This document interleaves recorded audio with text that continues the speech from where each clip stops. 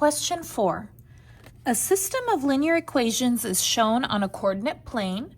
Which system of equations best represents the system shown on the graph? So I have a system, that means I have two equations here, and I need to decide which equations are for these lines. So let's go ahead and figure that out. So the first thing that I'm going to do is I'm going to give the lines a name, okay? So I'm going to call this one line A, and I will call this one line B. Okay, it really doesn't matter which one is A, which one is B. All right, so we need to make an equation in slope-intercept form. So let's talk about what is slope-intercept form. Slope-intercept form is y equals mx plus b, where m and b are numbers. M is the slope, or the rate of change, and b is the y-intercept. Okay, so let's go ahead and start with line A. Okay, so I need to find the m and the b. Okay, and you always start with the b first, okay? B is the y-intercept. So let me show you where that is. So we're talking about line A, which is right over here. Okay, the y-intercept, that's where this line touches the y-axis, which looks like it's right over here on 2. So this is my b here. Okay, so b here is 2. And then for the slope, we're going to go ahead and do rise over run. Okay, let me talk about what that is. Rise is going to be up or down. Up is positive, down is negative, and run is going to be to the right. So let me go ahead and explain that. So how you would use rise over run is you're going to pick 2 points on line A. Okay, so I already have a point. I already have this y-intercept. So let's go ahead and pick one more. I'm just going to go ahead and pick that one right over here, the one where it intersects. Okay, and you're always going to start on the left, and you're going to finish on the right. Now, why do you ask that? Because the run is going to the right. I'm moving to the right. So I'm going to start on the left so I can move to the right. Okay, so rise. I'm going to start here, and I want to finish here. So if I start here, do I need to go up or do I need to go down to finish right here? Well, I need to go up, right? So how many spaces? Let's count. 0, 1, 2, 3. It looks like it's 3 up. Up is positive, so this will be positive 3. Divided by, now we're going to go to the right. So we went up 3, right? 0, 1, 2, 3. Now we're going to go ahead and move to the right. How many? 0, 1, 2, 3. Looks like it's 3. And then you're going to go ahead and just stick it in the calculator. 3 divided by 3 is 1. So my slope for this one is 1. And my b is 2. So let's go ahead and make our equation. It's going to be like this. Y equals, your m is going to be 1. X plus my b is 2. And then you don't need 1 in front of the variable, okay? So if you have a 1 in front of the letter, you don't need to put that. Go ahead and just erase that. Okay, so that's my first equation right over here. Okay, perfect. All right, now we're gonna go ahead and do B, line B. So that was for A. I'm gonna go ahead and do B. Again, we're going to need our M and B.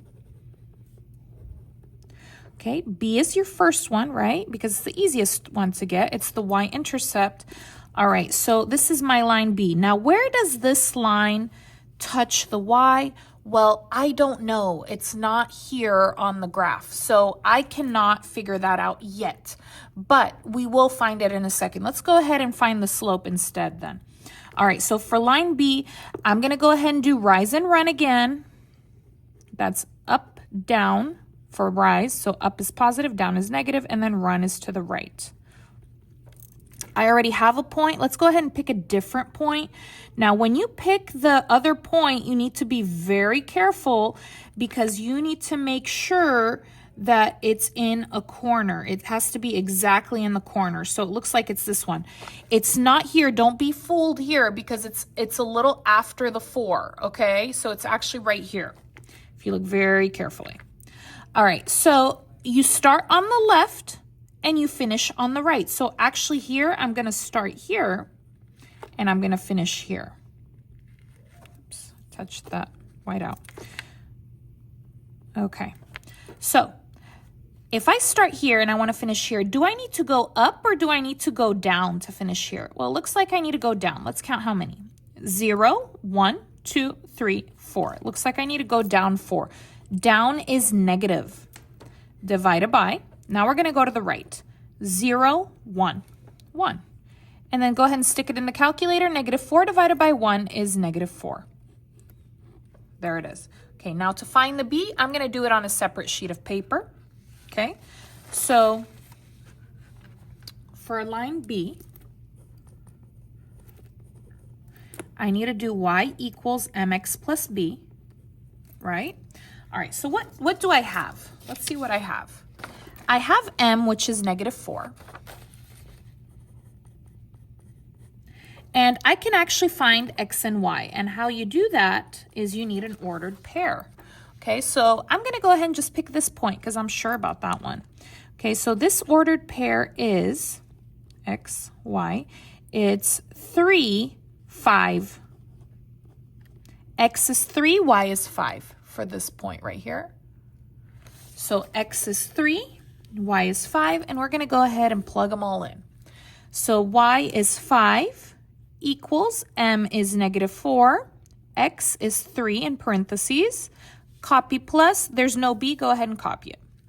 Parenthesis first, okay, so negative 4 times 3 is negative 12, and then copy the rest around it. Copy down that 5, copy down that plus b.